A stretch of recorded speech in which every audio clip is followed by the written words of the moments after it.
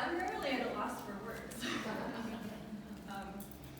Let's just say when it comes to communicating how I feel about the fact that my peers selected my work as that which most, or best this year at least, embodies the mission of the late Keith Bellows. I think it's safe to say that this moment is one of the greatest moments of my life.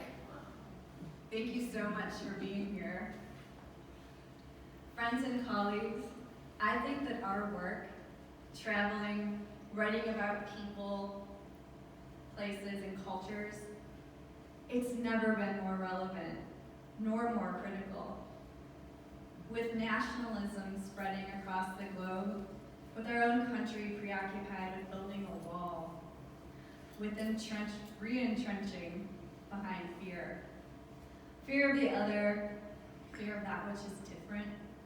The most powerful antidote, one of the most natural antidotes, is travel.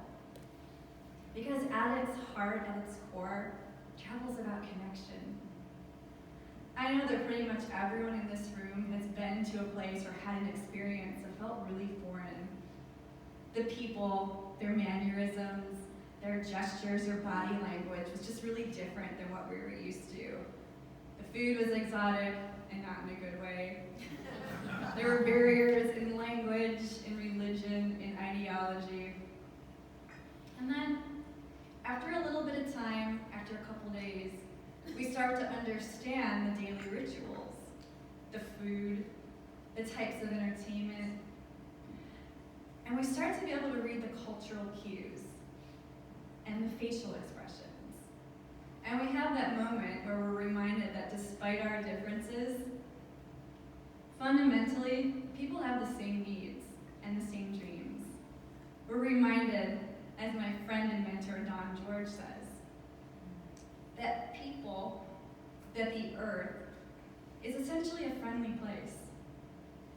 When I found out that I'd been selected for this award, I was on assignment in North China. The day I traveled there, Canada, the country where I'm currently living, announced a travel advisory. The US, where I was born and raised, already had one implemented. The relations between North America and China are so bad right now that my family was afraid I'd be unjustly detained in China, or otherwise used by China as a political pawn. As I was traveling there, I felt some fear. Once I was on the ground, it quickly dissipated. In the small mountain village where I was staying, my traveling companions and I were the only white people.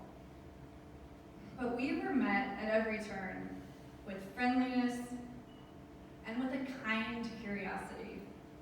One day we grossly underestimated how long it was going to take us to trek up a mountain on the edge of town and ski down it. We ended up on the far end of this giant snowfield right as the sun was setting. As soon as that sun dips behind that horizon, it's negative 35 degrees Celsius, that's negative 31 Fahrenheit. It's freezing and dark. We called over to Mr. Wang at the guest house, and he sent out a team of 3 snowmobilers to give us a tow, basically, back home, so we wouldn't be slogging back in the cold and dark. Those 3 snowmobilers didn't speak English. Our Mandarin was limited to hello and thank you. But none of that mattered. Those snowmobilers were full of high fives and shoulder slaps, and each one of them approached me, held out his arm with his phone, which I came to recognize as the universal symbol for, hey, you look really different, and that's really cool, and let's take a selfie together so I can post it on social media and show all my friends. So we'd put our heads together, and we'd smile. I actually took more selfies with Chinese citizens during that 2-week trip than I've taken in my entire life. When I got home, the story about China was the same. Trade wars, arrests, sanctions violations. And it occurred to me that most of what we hear or read about other countries is more or less political. But when we travel, the experience is personal. So the US and China could be waging a trade war.